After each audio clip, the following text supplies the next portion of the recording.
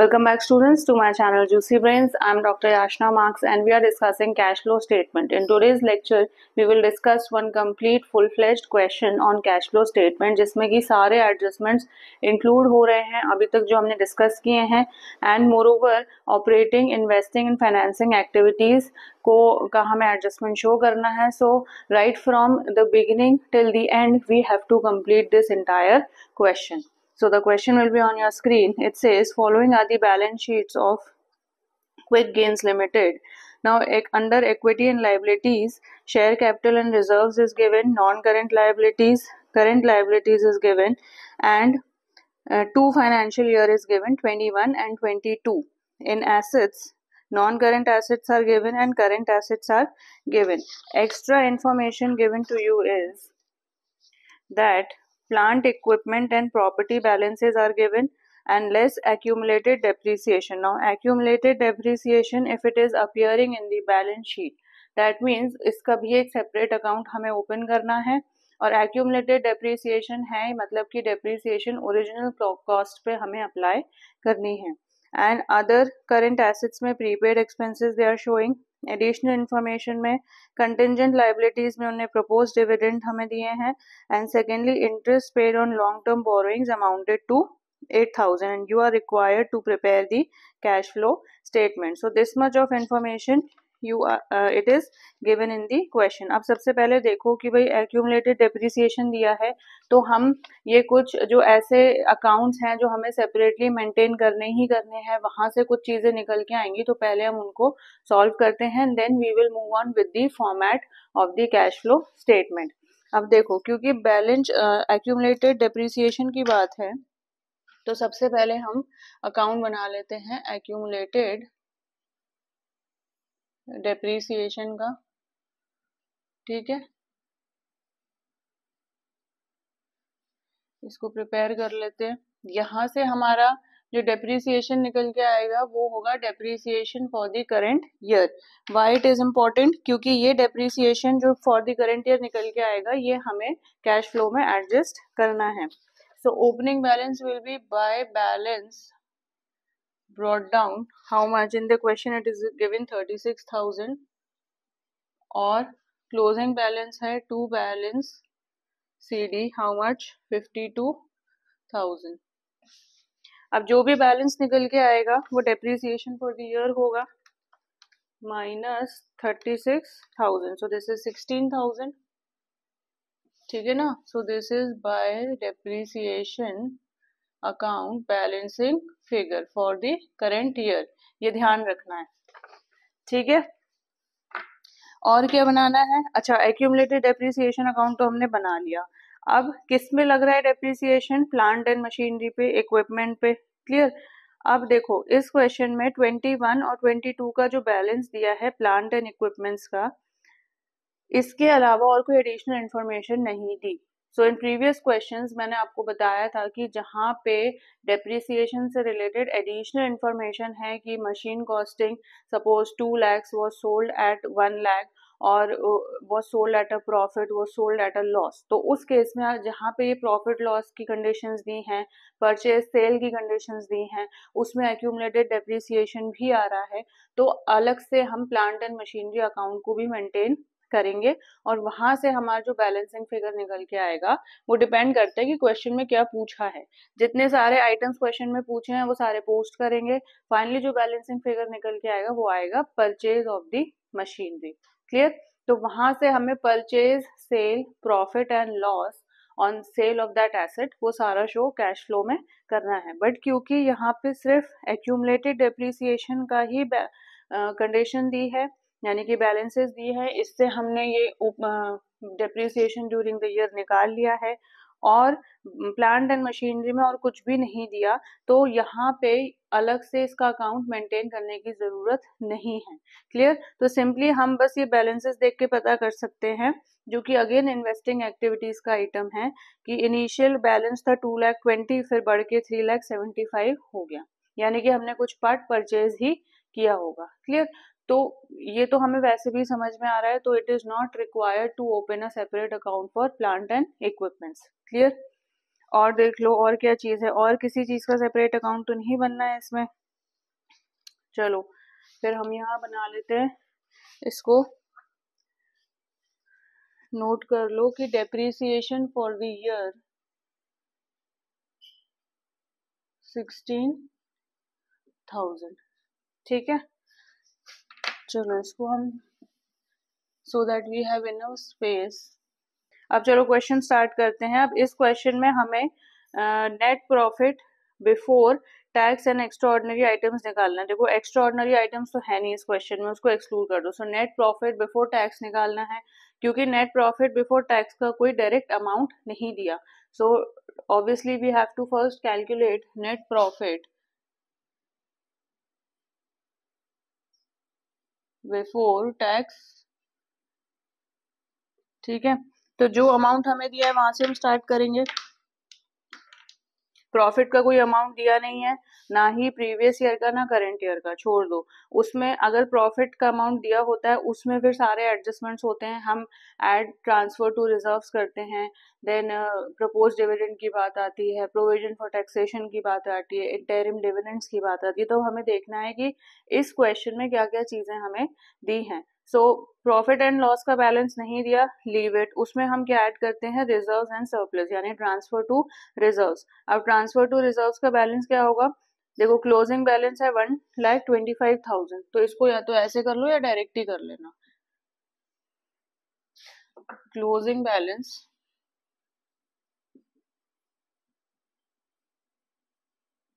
Of reserves and surplus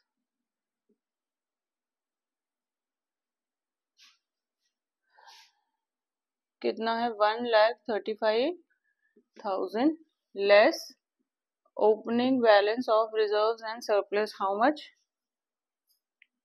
1,25,000 है, 1,25,000 और ये कितना है 20,000। ठीक है ना, या तो डायरेक्ट ऐसे लिख लो या डायरेक्टली आप इसको सॉल्व कर सकते हो। तो 1,05,000 आपकी डायरेक्ट अमाउंट आ जाएगी।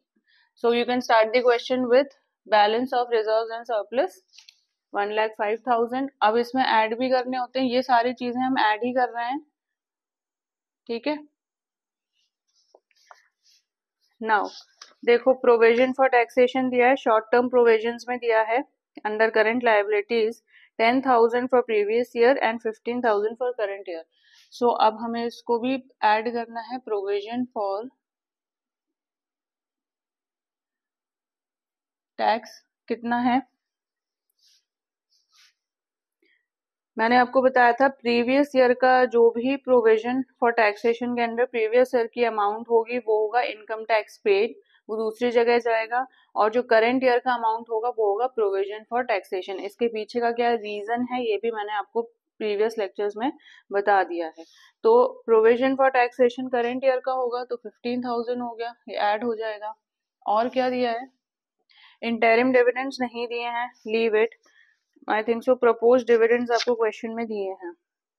सो propose dividend for previous year consider करते हैं हम, propose dividends for previous year, ये इंपॉर्टेंट है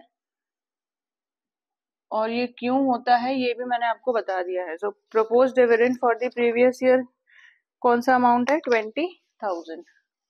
ठीक है, और कुछ तो है नहीं, इसको ऐड कर लेते हैं यहाँ, plus 15,000 plus 20,000, so this is 1,40,000। तो अब ये जो निकल के आया ये हमारा है net profit before tax. Extraordinary items तो है नहीं तो लीव इट, ये वाला पार्ट अब यहाँ से निकल के आ गया।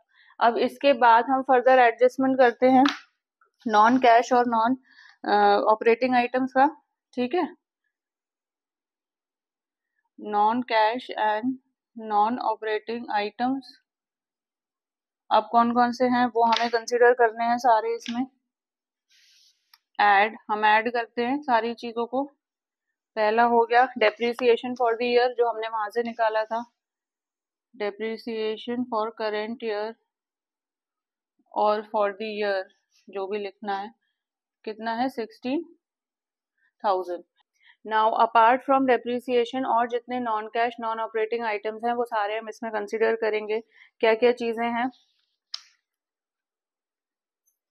देखो एडिशनल इन्फॉर्मेशन में आपको प्रपोज डिविडेंड दिया, उसका हमने एडजस्टमेंट कर लिया है। Then interest paid on long term borrowings, अब interest paid on long term and short term borrowings भी आता है, interest on this thing bank overdraft भी वी हैव टू कंसीडर। तो बैंक ओवरड्राफ्ट तो दिया नहीं है, but interest on long term borrowings mention है, तो ये एड बैक हो जाएगा।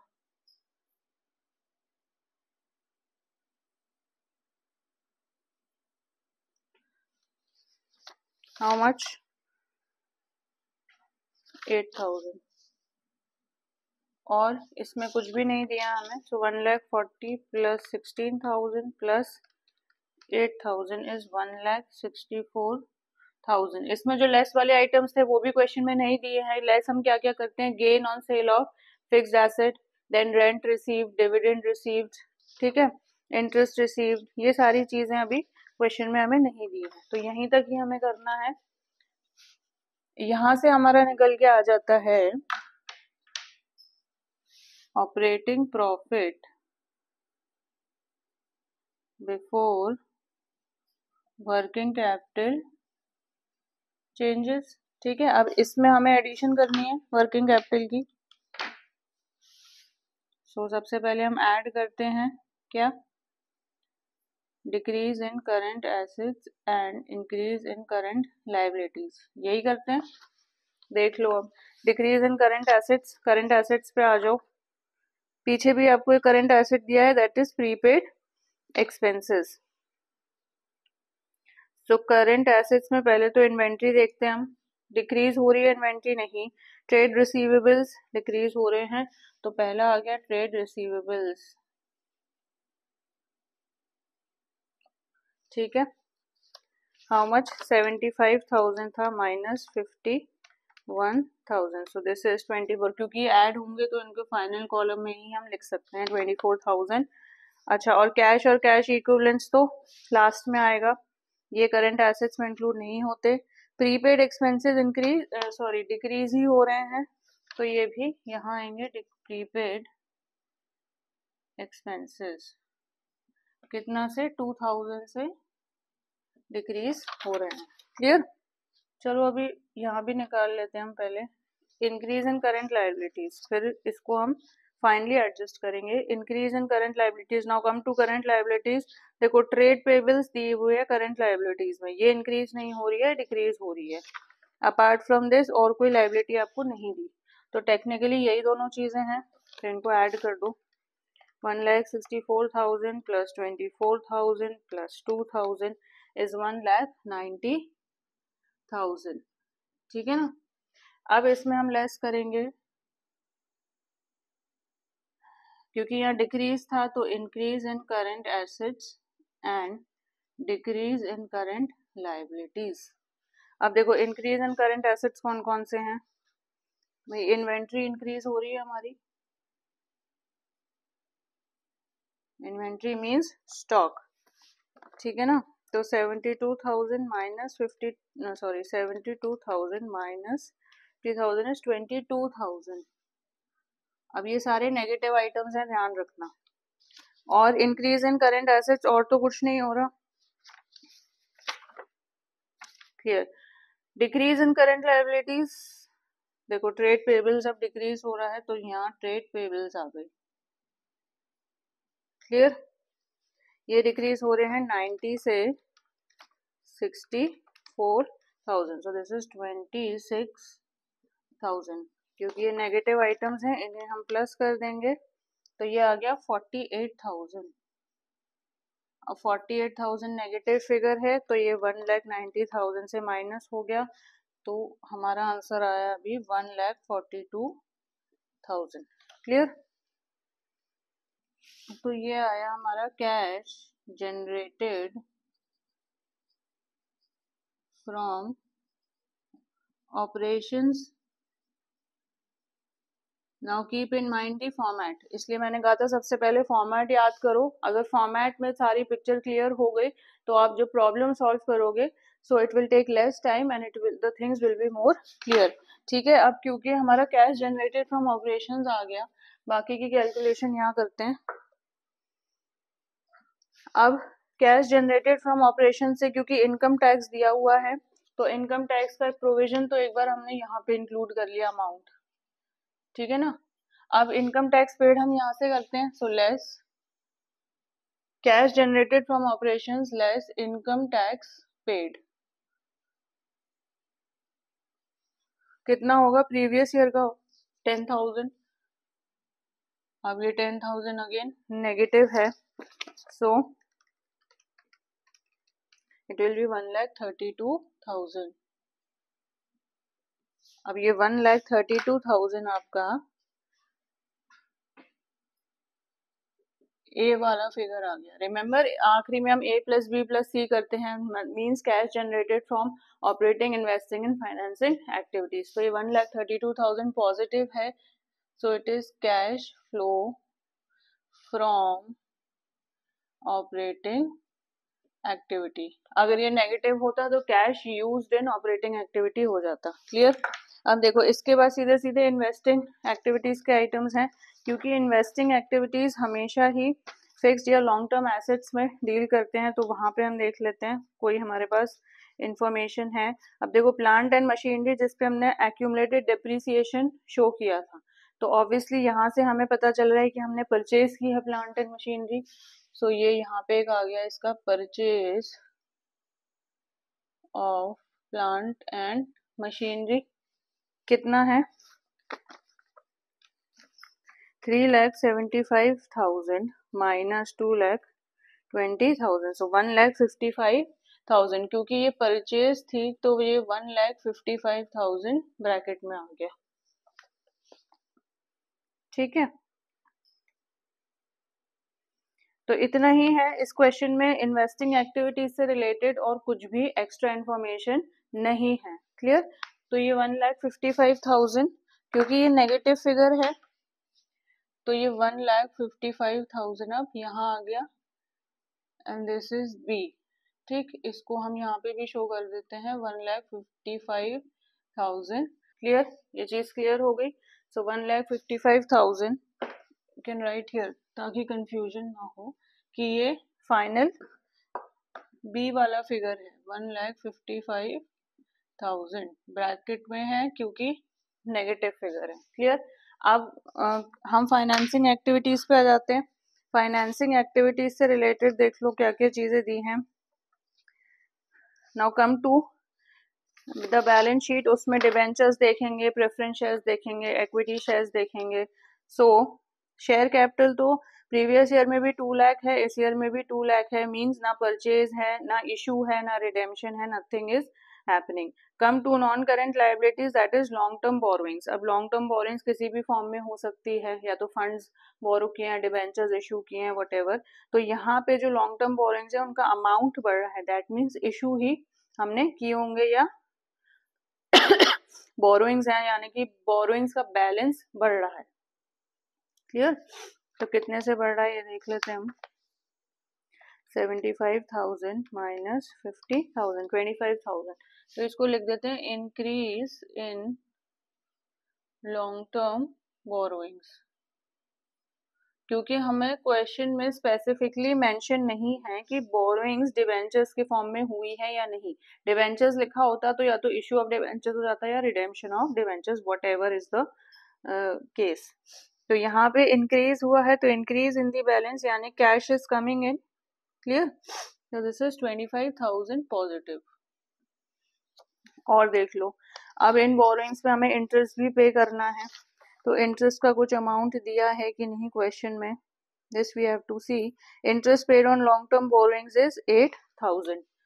तो अब ये क्योंकि हम इंटरेस्ट पे कर रहे हैं तो it will be negative. Interest paid on long term borrowings how much, 8,000, ठीक है ना। और तो कुछ दिया नहीं है related to the financing activities. Clear. So apart from this propose dividend भी दिया हमें। क्लियर। सो एक प्रपोज डिविडेंड तो हमने यहाँ पे एडजस्ट करा है, प्रपोज डिविडेंड पेड, क्योंकि ये फाइनेंसिंग एक्टिविटी का पार्ट है। तो again proposed dividend for previous year पे ही कर रहे हैं हम अभी शेयर होल्डर्स को। हाउ मच, कितना है, 20,000, क्योंकि ये डिविडेंड है, cash is going out from the firm, it will be in negative. So this is 28,000 minus 28,000 and plus 25,000. तो ये आ गया आपका माइनस का 3,000, ठीक है ना, क्लियर हो गया। This negative figure 20,000 minus 20,000 minus 8,000 minus 28,000 and plus 25,000 is minus 3,000. तो माइनस हम शो नहीं करते, ब्रैकेट्स में लिख देते हैं। तो ये हमारा कौन सा फिगर आ गया, see. So this is cash used in again financing activity, ठीक है। अब लास्ट में क्या करते हैं, A plus B plus C करते हैं, वो होता है नेट इंक्रीज और decrease in cash and cash equivalents, यानी कि A plus B plus C. कितना आया, ये हम a plus B plus C कर लेते हैं। हम a आया हमारा 1,32,000।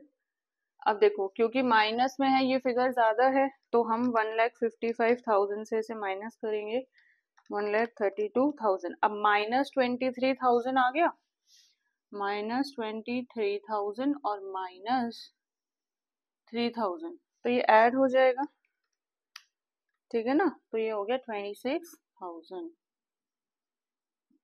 क्लियर। अब देखो अब क्या करना है, इसके बाद हम इसमें क्या करते हैं, हम फाइनली ऐड करते हैं कैश एंड कैश इक्विवेलेंट्स का balance. Now in the question cash and cash equivalents का ओपनिंग बैलेंस दिया है, क्योंकि ये नेगेटिव है, इसको हम ब्रैकेट से डिनोट करेंगे। सो add opening balance of cash and cash equivalents, okay. This is cash and cash equivalents, opening balance कितना है, 59,000। ऐड करना है हमें, ऐड कर देंगे, बट क्योंकि ये माइनस में है, सो इसको अब ये डिडक्ट होगा, 59,000 minus 26,000, so the answer is 33,000, यानी कि आपका जो आंसर आया वो आया balance of cash and cash equivalents at the end of the current year. तो ये आपका आंसर है कैश फ्लो स्टेटमेंट का। और देखो कैसे चेक करते हैं कि आंसर ठीक है या नहीं। कैश एंड कैश इक्विवेलेंट्स का जो आपको क्वेश्चन में बैलेंस दिया है ओपनिंग एंड क्लोजिंग, तो जो भी हम कैलकुलेशन करेंगे और आखिरी में जो भी हमारा कैश और कैश इक्विवेलेंट्स का क्लोजिंग बैलेंस आएगा, वो क्लोजिंग बैलेंस टैली करना चाहिए जो आपको क्वेश्चन में बैलेंस शीट में 2022 के लिए बैलेंस दिया है, यानी ओपनिंग बैलेंस दिया है, क्लोजिंग बैलेंस दिया है। तो जो आंसर है वो कैश और कैश इक्विवेलेंट्स के क्लोजिंग बैलेंस से टैली होना चाहिए। अगर 33 यहाँ है और 33 यहाँ नहीं आया है, दैट मीन्स कुछ ना कुछ गड़बड़ कर दी है। सो this is how you will match, कि यहाँ पे ऑलरेडी आपको बैलेंसेस दिए हैं और हमें इतनी सारे कैलकुलेशंस एडजस्टमेंट करना है just to reach this figure, ये पता करने के लिए, clear. So I hope so आपको ये वाला क्वेश्चन बहुत अच्छे से क्लियर हो गया होगा। इसमें बहुत सारे एडजस्टमेंट्स तो नहीं थे, this was a basic question, so that is why I have discussed कि एक पूरा full fledged question cash flow का हमने डिस्कस करा है। ऐसे ही और क्वेश्चंस भी हम सॉल्व करते हैं, डिपेंड करता है क्वेश्चन में कितने सारे एडजस्टमेंट्स दिए हैं। तो स्टेप बाय स्टेप जिन एडजस्टमेंट्स में आपको सेपरेट अकाउंट शो बनाना है, जैसे कि मशीन एसेट अकाउंट बनाना है, एक्यूमुलेटेड डिप्रिसिएशन है, आगे आपके प्रोविजन फॉर टैक्सेशन वाले अकाउंट्स में आएंगे, वो भी हम डिस्कस करेंगे। तो बेसिकली पहले उनको बना लो, उनसे जो भी एडजस्टमेंट्स निकल के आ रहे हैं write it down at one corner, clear. और उसके बाद ही आखिरी में कैश फ्लो स्टेटमेंट को सॉल्व करना स्टार्ट करो। And keep in mind that ये इसका जो फॉर्मेट है बहुत ज़्यादा क्लियर होना चाहिए, तभी कैश फ्लो स्टेटमेंट्स के आंसर करेक्टली आप सॉल्व कर सकते हो। सो इन दी अपकमिंग लेक्चर्स हम कुछ इंपॉर्टेंट एडजस्टमेंट्स हैं जो अब आगे इसके सॉल्व करेंगे। और अगर कोई ऐसा कोई क्वेश्चन मुझे मिलता है कि जो डिस्कस करना चाहिए या जो एग्जाम में बहुत इंपॉर्टेंट है आ सकता है, तो उसको अगेन हम पूरा से डिस्कस करेंगे। Otherwise I will focus on the main adjustments of cash flow. बाकी उन एडजस्टमेंट्स के साथ भी आइटम्स यही रहेंगे, क्वेश्चन ऐसे ही सॉल्व होगा। सो आई होप सो आपको ये क्वेश्चन क्लियर हो गया होगा। And in the upcoming lectures, we will further move with the topics of cash flow statement. So in the next class. So students, अगर आपको मेरा lecture पसंद आया हो तो इसे like करें, share करें and do subscribe to my channel. See you in the next class.